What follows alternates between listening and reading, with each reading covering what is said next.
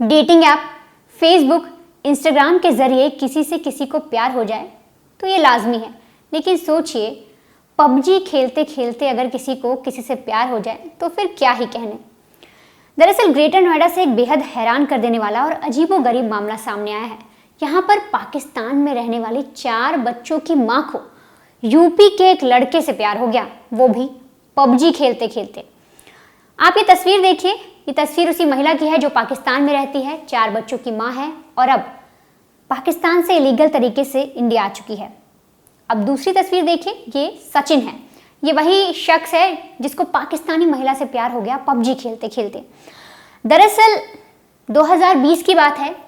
सचिन है वो किराने की दुकान पर काम करता है, वहीं से उसका गुजारा होता है और रबूपुरा जेवर में वहाँ का ये रहने वाला है। एक मकान इसने किराए पर लिया था, वहाँ पर वो रहा करता था, किराने की दुकान पर काम कर रहा था और इसे पबजी खेलने की आदत थी। इसने पबजी खेलना शुरू किया तो टीम बनाते बनाते इसकी जान पहचान कहें या बातचीत कहें, सीमा हैदर नाम की इस महिला से होती है जो पाकिस्तान में रहती है। धीरे धीरे इन दोनों की बातचीत शुरू होती है, फिर ये लोग एक दूसरे का नंबर लेते हैं और नंबर के ज़रिए बातचीत करना शुरू कर देते हैं। ये जो पूरा वाक़या है 2020 का है, जब इन दोनों की एक तरीके से बातचीत शुरू होती है। अब जब दोनों की बातचीत हुई तो ये एक दूसरे से धीरे धीरे पसंद करने लग जाते हैं एक दूसरे को। फिर जो लड़की है बोलती है कि दरअसल जो मेरे पति हैं वो मुझे खुश नहीं रख पाते और दुबई में रहते हैं, ठीक से उनका काम भी नहीं रहता और ज़्यादातर मैं उनके साथ परेशान ही रहती हूँ। इस तरीके से जो महिला है वो ऐसी ऐसी बातें कहती हैं। अब जो सचिन है उसको महिला पसंद आने लगती है। इनकी अभी सिर्फ बातें हुई थी कि धीरे धीरे लोग वीडियो कॉल्स पर आ जाते हैं। वीडियो कॉल्स पर आने के बाद एक दूसरे को प्यार का इजहार भी ये लोग कर देते हैं। अब प्यार का इजहार हो जाने के बाद जो महिला है वो कहती है कि अब मुझे तुमसे मिलना है, जल्दी ही मैं नेपाल आऊँगी, काठमांडू, वहाँ पर तुम आकर मुझसे मिलना। बताई गई सारी प्लानिंग होती है, महिला नेपाल पहुँचती है, वहाँ पर काठमांडू जाती है और फिर उसी के तहत इनकी बातचीत हुए सिर्फ 6 महीने होते हैं, उसी के अंदर ही जो महिला है वो सचिन को भी वहाँ बुला लेती है। सचिन वहाँ जाता है, दोनों घूमते फिरते हैं, 2-3 दिन तक साथ रहते हैं। उसके बाद सचिन कहता है कि अब तुम जाओ, मैं भी अपने काम पर जाता हूँ, भारत जाता हूँ। सचिन वापस लौट आता है रबूपुरा में और जो महिला है वो फिर से पाकिस्तान लौट जाती है। लगातार इनकी बात होती है, 3 साल बीत जाते हैं। अब 3 साल बीतने के बाद यानी साल 2023 में जो महिला है वो सचिन से कहती है कि अब मैं तुम्हारे बिना नहीं रह सकती, हमें शादी करनी चाहिए, मैं तुम्हारे पास आना चाहती हूँ और मैं इंडिया आ रही हूँ। अब सचिन भी जब ये सारी चीज़ें सुनता है तो वहाँ भी भर देता है कि ठीक है तुम आ जाओ, हम साथ में ही रहेंगे।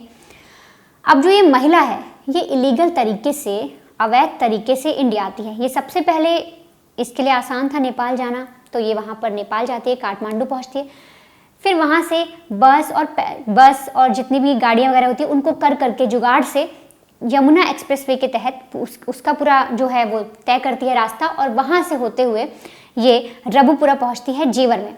यहाँ पर उसे मिलता है सचिन। उसके बाद सचिन से लेकर जाता है, एक किराए पर मकान ढूंढता है। तो मकान मालिक बोलते भी कि तुम्हारी तो शादी नहीं हुई थी, बच्चे भी नहीं थे, अब तुम यहाँ कैसे, मतलब अचानक से कैसे आ गए, अब इस कमरे में कैसे रहोगे, ये तो छोटा सा कमरा है। तो ऐसा करके एक और दूसरा एक मकान लेता है जहाँ पर ये लोग रह सकें। अब कई दिनों तक रहते हैं। अब जो लड़की है, जो महिला है, ये अपना पूरे तरीके से हिंदू बनकर रहती है। इसका नाम है सीमा हैदर। ये लेकिन बनकर रहती है पूरी तरीके से हिंदू, साड़ी पहनती है, सूट पहनती है, पूरा कल्चर वही अपनाती है। तो लोग भी आसपास के जो पहले से जानते थे सचिन को वो इतना शक नहीं करते। उन्हें क्योंकि सचिन सबको ये बोल देता है कि पहले से हमारी शादी हो रखी थी, गाँव में थी, जो महिला थी वो गाँव में थी, इस तरीके की बातें वो बोल देता है। अब जब ईद आती है, अभी 29 तारीख को जब ईद हुई तो महिला ने चुपके चुपके ईद भी मनाई। ये बातें कोई देख लेता है और फिर उन्हें शक होता है, बातों बातों में बातचीत जब वो महिला से करते हैं तो कहीं उसके मुंह से पाकिस्तान निकल जाता है। जब लोगों को ये सारी चीज़ें लगती हैं तो पुलिस को इस बारे में इत्तला की जाती है कि यहाँ पर एक पाकिस्तानी महिला रह रही है। अब जो पुलिस है वो ढूंढना शुरू करती है, पता लगाना शुरू करती है किस तरीके से आई, क्योंकि वैसे तो अरेस्ट तुरंत तो कर नहीं सकती थी, सिर्फ एक इन्फॉर्मेशन मिली थी। उसके बाद पुलिस इन सारी चीज़ों की पता लगाती है। तब तक जो सचिन है और जो उसके साथ महिला रह रही थी सीमा हैदर, उसे इस बात की भनक लग जाती है कि अब पुलिस हमें ढूंढ रही है। तो जो सचिन है वो उन बच्चों को लेकर, इस महिला को लेकर उस घर से भागता है, निकलता है और आ जाता है ग्रेटर नोएडा।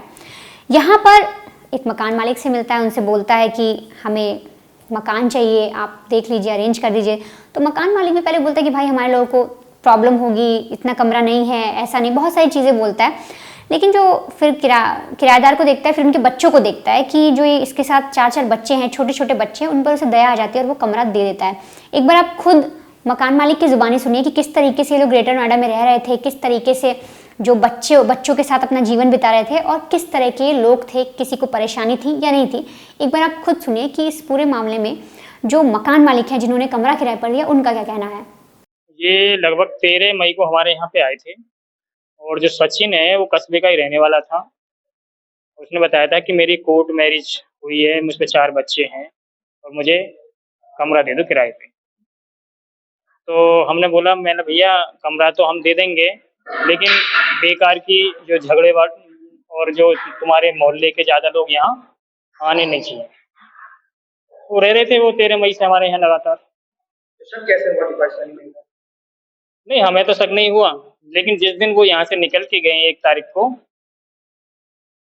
उसके बाद पुलिस आई थी। जब शाम को हमें ये पता चला कि ये जो है पाकिस्तान से। या पहनावे से पता चला या लैंग्वेज से पता चला? नहीं, लैंग्वेज से तो पता ही नहीं, क्योंकि मैंने कभी उससे बात नहीं की।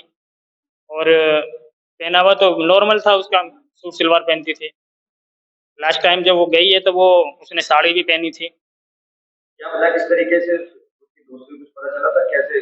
नहीं, कभी उसने बताया ही नहीं। यहाँ पे क्या करता था? बाजार में एक परचूने की दुकान है, उसमें नौकरी करता था।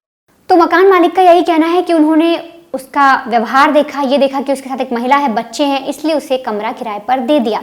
लेकिन उनका ये भी कहना है कि कहीं से भी भनक नहीं लगी कि जो महिला है वो पाकिस्तान से आई थी और इसका कुछ लिंक्स हैं पाकिस्तान से और ये लोग किस तरह से मिले, किसी को इस बात की भनक नहीं थी। लेकिन अब जैसे ही पुलिस को किसी ने इस बारे में, एक सूत्र ने जब इस बारे में पुलिस को इन्फॉर्म किया कि एक पाकिस्तानी महिला है जो इलीगल तरीके से इंडिया आई है, फिर यहाँ पर कई दिनों से रह रही है, तो पुलिस ने जब इन्वेस्टिगेट किया, फिर पुलिस ने पूरा एक हर जगह इन्हें ढूंढा, इन्हें ट्रेस किया, इनके बारे में पता लगाने की कोशिश की किस तरीके से लोग यहाँ पर रह रहे हैं। और जब सारी चीज़ें पुलिस को पता लग गई तो पुलिस ने इन दोनों को पकड़ लिया, सचिन को भी और इस महिला को भी। और फिलहाल सचिन से भी पूछताछ की जा रही है कि तुम किस तरीके से इसके कांटेक्ट में आए। पुलिस का ये मानना है और जो भी जांच एजेंसी है वो ये सोच रही है कि कहीं कोई और वजह तो नहीं है, किसी और मकसद से महिला पाकिस्तान से तो भारत नहीं आई है, वो भी इस तरीके से। और जो महिला है उससे भी बाकी हर तरीके की पूछताछ की जा रही है, जितनी भी कार्रवाई होगी अब आगे की जाएगी। लेकिन इस मामले में पुलिस से अगर हमने बात की तो पुलिस ने ये कहा कि जो महिला है वो 12 मार्च के दिन वहाँ से आ गई थी। उसने बात की सचिन से, उसके बाद 12 मार्च के दिन ये तय करती है कि मुझे अब इंडिया आना है, तो वहाँ से अपने पाकिस्तान से निकलती है, नेपाल आती है 12 तारीख को और फिर 13 तारीख को ये पूरा रास्ता तय करती है। रात भर चलती है, दिन भर चलती है, तब ये यमुना एक्सप्रेसवे के तहत आकर सचिन के घर पहुँचती है, वहाँ उससे मिलती है। फिलहाल इस मामले में पुलिस जो है कार्रवाई कर रही है, आगे की जांच कर रही है और जांच एजेंसियों को भी इस बारे में इत्तला कर दी गई है और जैसी भी जो कार्रवाई होगी महिला के खिलाफ वो आगे पुलिस करेगी।